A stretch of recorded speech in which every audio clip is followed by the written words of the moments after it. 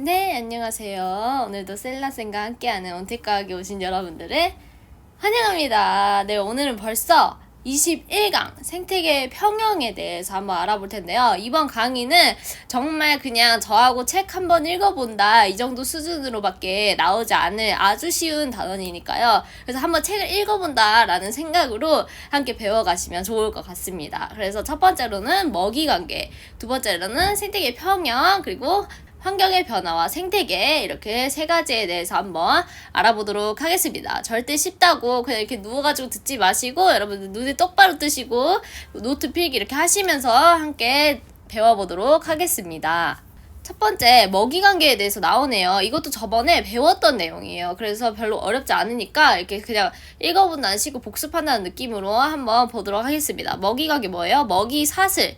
먹이사슬은 뭐래요? 생산자에서 최종 소비자 순으로 먹고 먹히는 먹이관계를 이야기한다. 먹이사슬. 처음에 뭐예요? 생산자는 뭘 나타냈어요? 광합성을 해서 무기물, 유기물로 만드는 친구들을 생산자라 했고, 두 번째 뭐였어요? 소비자는 뭐예요? 그 생산자를 먹는 친구들 있죠? 동물 같은 거 1차 소비자, 2차 소비자 막 이렇게 생긴다 했었고, 마지막 세 번째 뭐예요?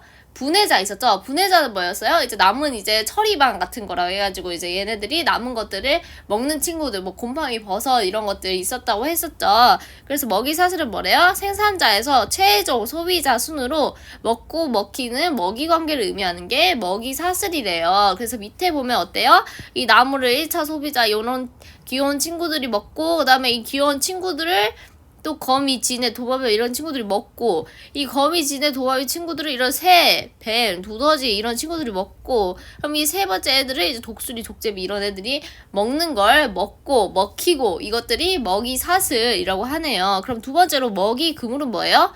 먹이사슬이 얽혀 복잡하게 그물 모양을 이룬다. 이 먹이사슬들이 이렇게 얽혀 있는 것들을 먹이 그물이라고 얘기했어요. 제가 저번에 뭐라 했어요? 이게 먹이사슬이 단순하면 단순할수록 위험하다 했죠. 왜냐면은 얘를 하나밖에 안 먹는 애가 있어. 만약에 내가 당근밖에 안 먹어. 근데 당근이 없는 거야. 그럼 얘는 어때요? 죽을 수밖에 없는 거예요. 그래서 근데 내가 당근도 먹을 수 있고 사과도 먹을 수 있고 수박도 먹을 수 있고 뭐 참외도 먹을 수 있으면 어때요? 그런 것들이 당근이 없어도 다른 것들을 먹을 수 있기 때문에 살 수 있다라는 거예요. 그래서 먹이 그물은 이런 먹이 사슬들이 아주 복잡하게 얽혀 있는 것들을 이야기합니다. 그래서 먹이 사슬이랑 먹이 그물이랑 구분하실 수 있어야 합니다. 네, 다음으로 한번 넘어갈게요. 자, 그 다음 두 번째, 에너지 흐름. 이제 이 먹히고 먹고 이 상호작용 하는 것들이 어떻게 일어나는지 한번 볼게요. 첫 번째, 에너지의 흐름은 태양 에너지. 우리가 살아가는데 가장 중요한 에너지, 태양 에너지죠. 이 태양 에너지가 이제 광합성을 해서 이제 화학 에너지로 바뀌고 유기물로, 그 다음에 이게 생활 에너지, 열 에너지, 마지막 열 에너지로 방출된다. 이 순서를 알아두셔야 합니다. 그래서 근원이 되는 에너지는 바로 태양 에너지다. 그래서 태양에서 오는 빛 에너지를 이용하여 광합성을 하고 유기물의 화학 에너지 형태로 저장합니다. 광합성하면 빛 에너지가 화학 에너지로 바뀌는 거 아시죠? 배웠었던 거예요. 그래서 바뀌어서 이제 유기물 속 화학 에너지는 생태계의 생물적 요인, 생산자, 소비자, 분해자의 활동이 사용되면 이 유기물이 사용되는 거예요. 사용돼서 사용하고 남은 에너지는 열 에너지로 방출된다. 이해하시겠죠? 그래서 이런 흐름을 아셔야 돼요. 다 외우라는 게 아니라 이런 흐름대로 일어나는구나. 태양 에너지 받아가지고 이제 광합성해서 이것들이 생산자, 소비자, 분해자한테 가가지고 이 남은 것들을 사용하고 나면은 열 에너지로 배출되는구나 까지만 알아두시면 되겠습니다. 그래서 세 번째, 생태 피라미드. 뭔가 그림이 굉장히 재밌게 생기진 않았죠? 그래도 막 어렵진 않으니까 한번 봐볼게요. 각 영양 단계의 개체수, 생물량, 에너지량, 하위 영양 단계, 상위 영양 단계로 쌓아 올린 것이다. 상위 영양 단계로 갈수록 줄어드는 피라미드 모양을 나타낸다. 여러분들 그냥 이것만 기억하시면 됩니다. 상위 영양 단계로 갈수록 줄어드는 피라미드 모양을 나타낸대요. 그 말은 뭐예요? 일단 생산자 1차, 2차, 3차 이렇게 나눠져 있죠. 아까 그거 봤어요? 귀여운 친구들 막 벌레 이런 것들이 뭐 거미가 먹고, 그 다음에 그 거미를 뭐 새가 먹고, 그 새를 이제 뭐 독수리, 족제비 뭐 이런 것들 먹는 거 봤었죠? 그러니까 가장 밑에 있는 것들이 많아야 된다는 거예요. 일단 이 곤충이 먹고 살려면 먹이가 있어야지. 근데 먹이가 이 양보다 더 작으면 어떻게 돼요? 얘네들이 결국에 다 먹을 게 없어갖고 굶어 죽어요. 그러니까 먹을 수 있는 생산자가 제일 많아야 하고, 그 다음에 이 소비자가 많아야 되고, 그러니까 이 소비자, 그러니까 먹을 만한 그 양, 식량이 더 많아야 된다는 거예요. 그 사는 개체보다.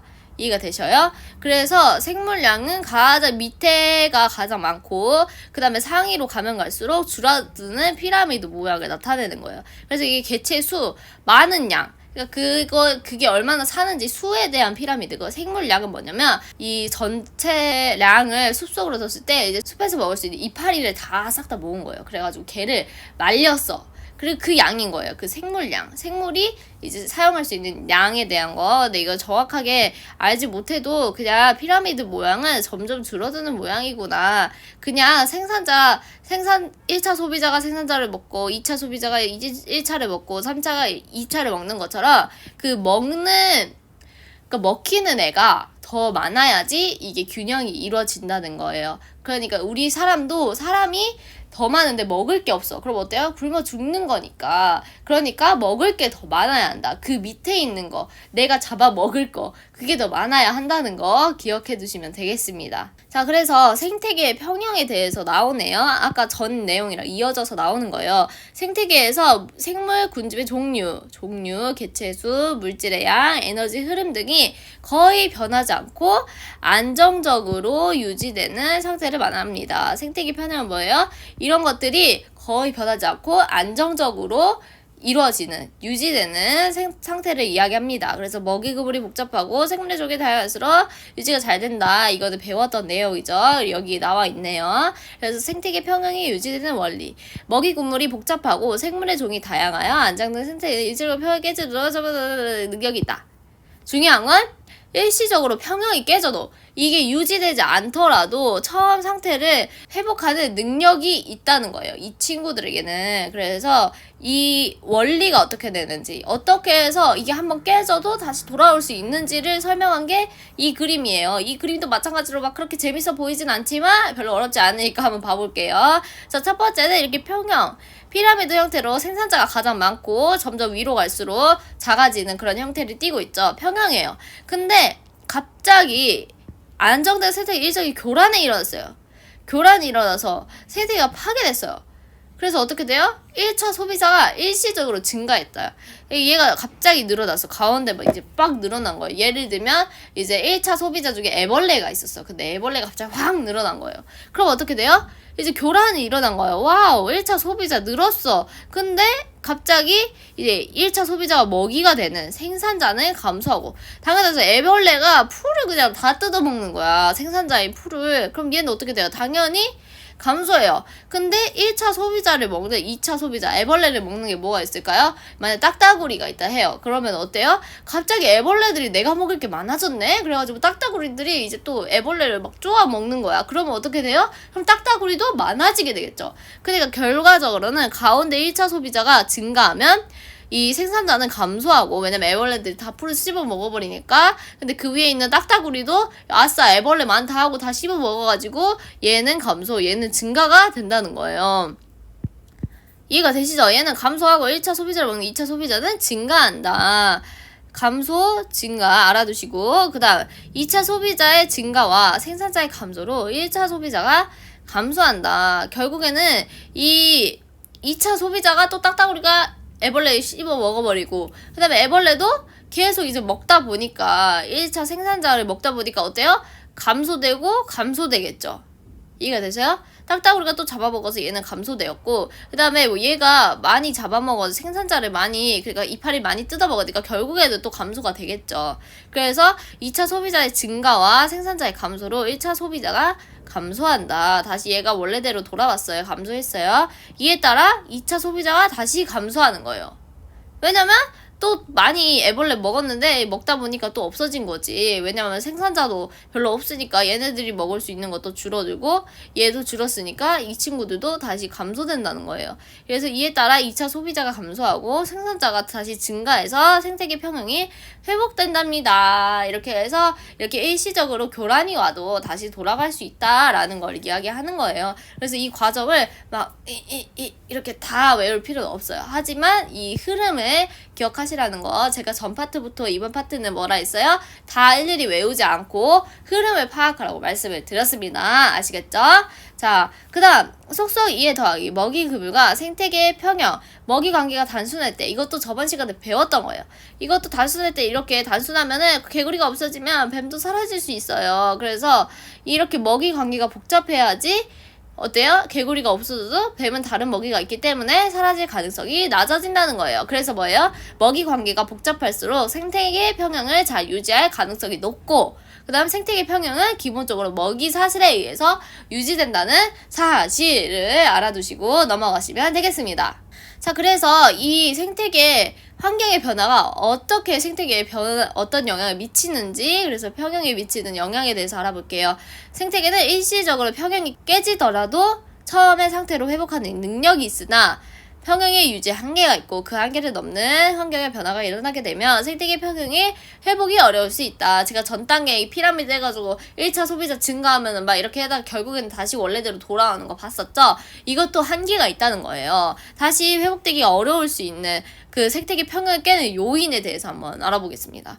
자, 1번 자연적 환경 변화. 산사, 대홍수, 지진, 화산 폭발들 이런 거 있으면은 자기 살아갈 공간들과 이런 것들이 사라지기 때문에 어떻게 해요? 당연히 이렇게 다시 평형을 이루기가 힘들어질 수 있겠죠. 인간의 활동으로 인한 변화, 무분별한 개발과 환경 오염, 농약 살포, 지구온난화, 남의 불법 포획, 외래종을 도입하는 등 하나님이 이 땅을 아름답게 다스리라고 우리에게 이 땅을 주셨지만 인간들은 하나님의 명령을 듣지 않고 자신의 이익만을 추구하다 보니까 이렇게 생태계 평형이 깨지는 겁니다. 우리가 그리스도인으로서 우리의 공부도 열심히 하는 것도 중요하고 우리가 삶을 잘 살아가는 것도 중요하지만 하나님이 우리에게 맡겨주신 이 세상을 아름답게 가꾸는 것도 그리스도인의 책임이라고 할 수 있어요. 그러니까 여러분들 이런 것들을 여러분들이 지킬 수 있는 선에서 잘 지켜야겠죠?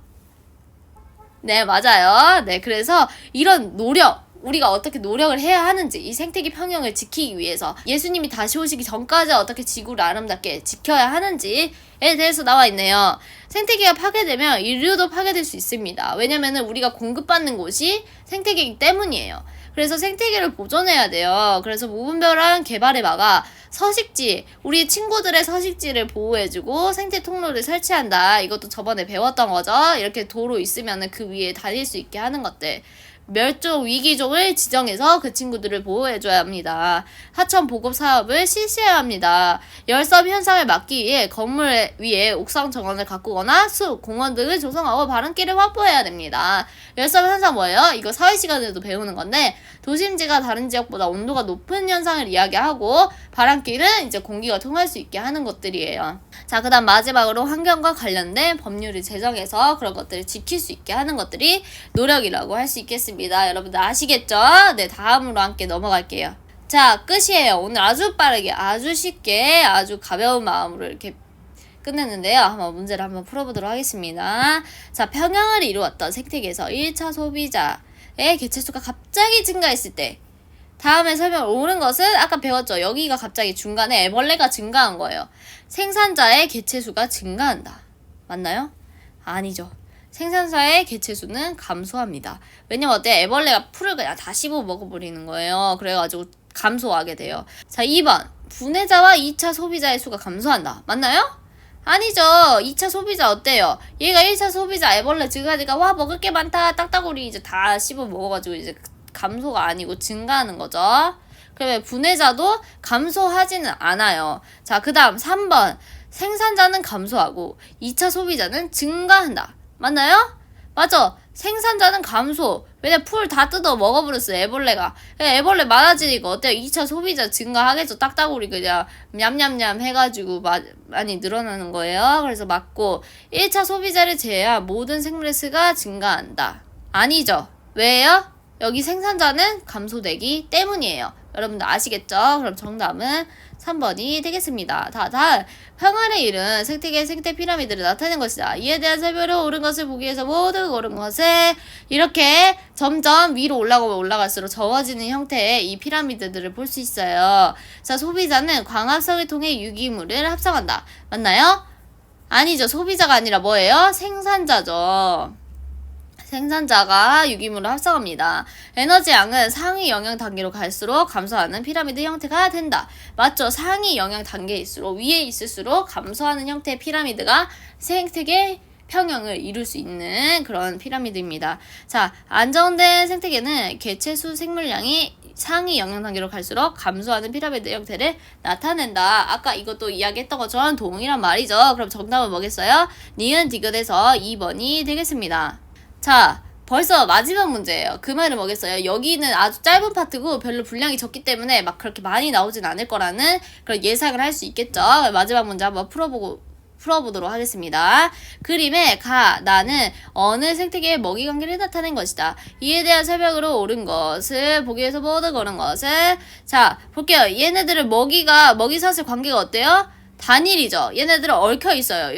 여기저기. 그래서 가 생태계보다 나 생태계가 더 안정하다. 맞죠? 더 이렇게 얽혀 있어야지 더 안정하다고 이야기를 했었죠. 가보다 나에서 생물 다양성이 높다. 맞죠? 이렇게 3마리밖에 이렇게 몇 개 없는 애들보다 다양한 게 더 다양성이 높겠죠. 두 생태계에서 최종 소비자는 수리부엉이다. 이게 무슨 말이지? 최종 소비자. 그러니까 마지막으로 먹는 애를 이야기하는 거예요. 자, 볼까요? 최종 소비자. 맞나요? 얘도 수리부엉이고 마지막에 다 먹을 수 있는 애가 수리부엉이네요. 수리부엉이 위에는 어때요? 여기서 수리부엉이를 먹는 애는 없으니까 얘가 최종 소비자, 마지막으로 소비하는 친구인 거예요. 맞아요. 그럼 정답은 뭐예요? 4번이 되겠습니다. 자, 이렇게 해서 오늘도 이렇게 아주 쉽게 오늘 단어들 끝냈어요. 여러분들 어떠신가요? 이렇게 공부하시는데 어렵진 않으시죠? 얼마 남지 않았으니까 여러분들 끝까지 최선을 다하시고 복습도 잊지 않으셔야 합니다. 오늘 단어는 다 기억했는데 전 단원에 돌아가면 아무것도 모르면 그러면 정말 큰일 납니다. 아시겠죠? 네, 복습과 예습 이렇게 해가시면서 노트 정리도 해가시면서 끝까지 열심히 달리셨으면 좋겠습니다. 여기에 오늘 배웠던 것처럼 아마 하나님이 주신 이 자연, 하나님이 주신 이 세상을 아름답게 주님 오실 때까지 가꾸는, 그리고 공부와 자신의 있는 자리에서 힘쓰고, 그리고 우리의 환경과 이런 것들도 돌볼 줄 아는 그리고 멋있는 그리스도인들이 우리가 되길 소원합니다. 네, 리뉴젠 여러분들 화이팅입니다. 다음 강에서 만나 뵙도록 하겠습니다. 감사합니다.